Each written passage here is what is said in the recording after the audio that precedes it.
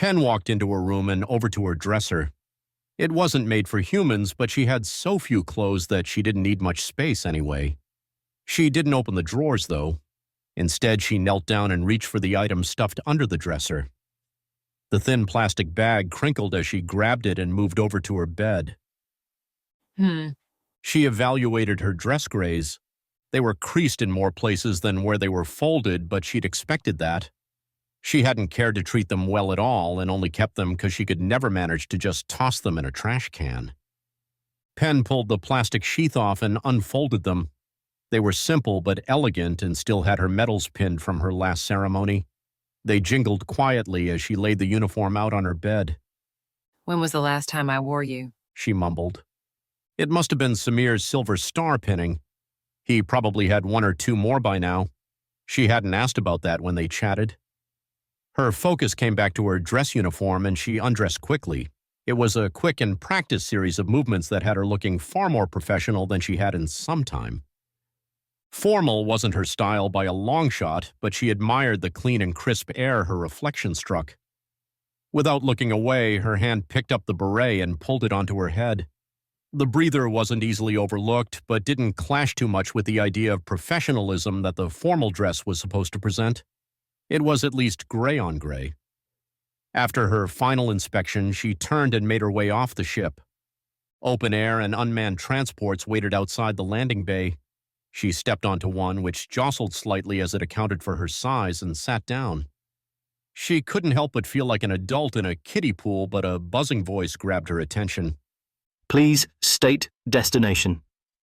The trade conference thing. The Unifect annual conference is taking place in a Dresde hall. Is this where you would like to go? Yes. Excellent. The transport lurched forwards and sped up into the sky into invisible but universally understood roadways. Penn noticed that none of the various types of transport had real drivers. Everything ran on a fully automated system, at least they did here in the city. As the city splayed out below her, she was offered a view of the most varied fusion of architecture and style she'd ever seen in a single city. It was nothing less than a complete jumble of constructions all smashed together. Penn imagined a kindergarten Lego work that had every single child's input. Yet as she looked, there was an impressive genius to it. Gareth had said that the city supported an incredible number of different species. That meant an incredible number of different living requirements. From atmosphere to aesthetics, each species might have completely opposite needs.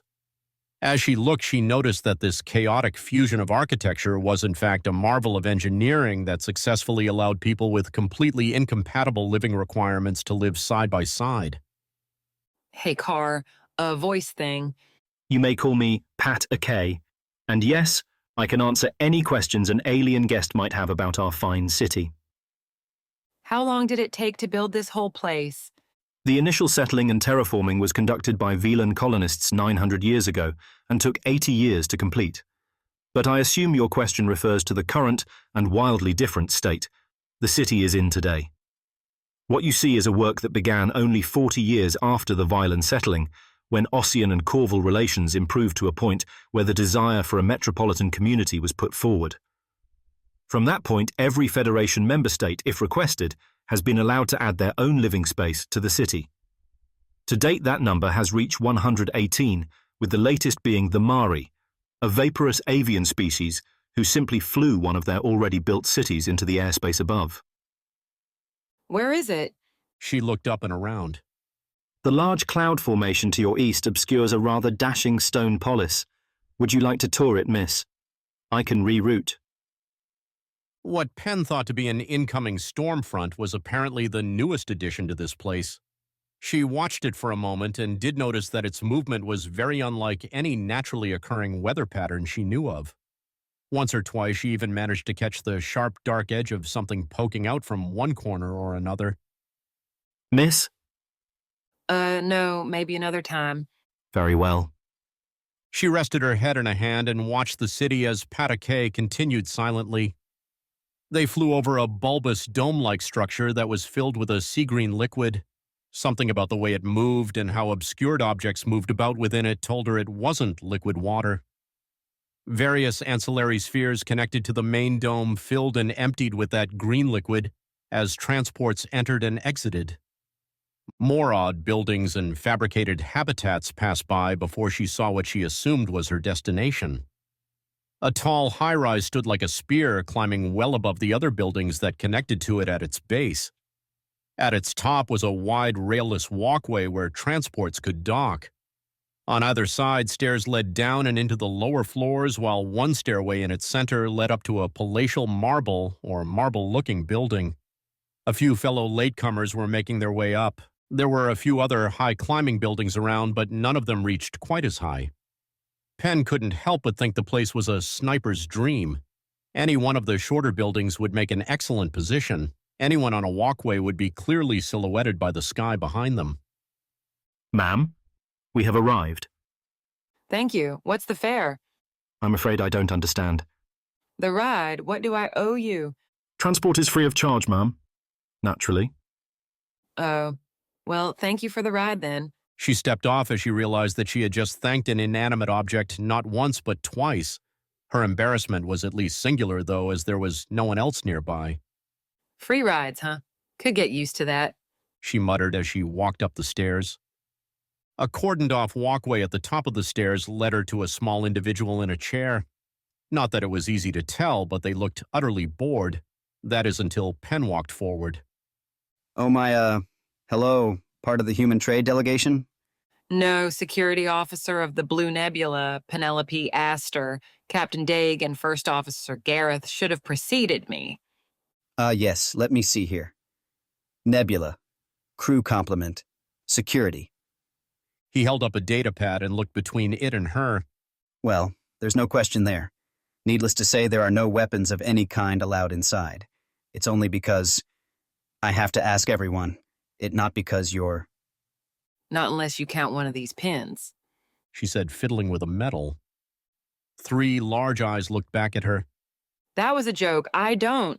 Excellent. Thank you and welcome. Please go on ahead. He stepped aside and motioned for her to proceed, and she gave a curt nod as she passed by him. Now that she was closer, she marveled at the scale of the building in front of her. Even by her standards, it was large, and not just as a whole. The entrance archway towered well above her. As she passed through them and another set of arches that led inside, the halls were equally tall. Aesthetically and materially different, the architecture reminded her of something between old Aztec and Greek stonework. In fact, the place was surprisingly low-tech for a building at the zenith of a metal spire made by ages-old spacefaring species. Trade, peace, diplomacy. None need refined metals or fusion reactors. Besides, there's a certain universal familiarity with stone. Mostly, at least, can't please everyone. She looked behind her to find a grinning and jovial Corval whom she was quite familiar with. Daig, how did you... He shook his wrist at her. It may look low-tech, but it's just made to look that way. Guest list updated. You look good? I'm not going to lie, I have no concept of what is considered good when it comes to human formal wear, but by Corval's standards, not bad. Very sharp.